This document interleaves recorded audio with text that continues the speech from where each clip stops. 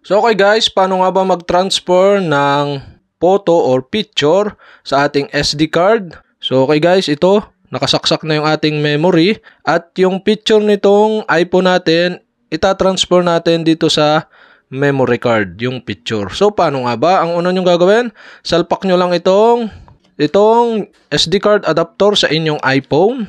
Yan guys, make sure lang na nailaw yung pinakang SD card. So mayroong walang gantong ilaw. So ang gawin nyo lang para malaman is punta kayo dito sa file. Tapos dito sa file, yan, pagbukas nyo ng file, so may lalabas ditong no name. Kung anong pangalan ng SD card nyo. So ang pangalan ng ating SD card is no name. So lalabas yan once na isinaksak nyo itong pinakang SD card adapter na nakasalpak yung memory or SD card.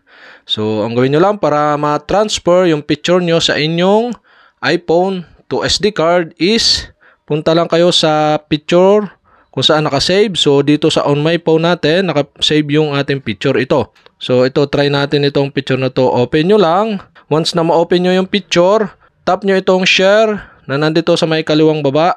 Yan. Tapos, dito sa pop-up, punta kayo dito sa save file. Tap nyo yung save file. At dito sa save file, back nyo sa ibabaw at hanapin nyo yung no name. Yan. Tap nyo yung no name. Pagka-tap nyo yung no name, pili kayo ng folder kung saan nyo isi-save. So, dito sa picture, yun ang pinili ko. At dito, tap na natin yung save button. Para ma-save dito yung photo na doon sa ating iPhone. Yan. Ito na siya. Tap na natin yung done button sa kanang taas na bahagi.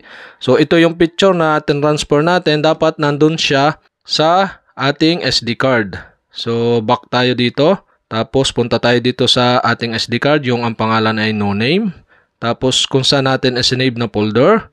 So, hanapin lang natin.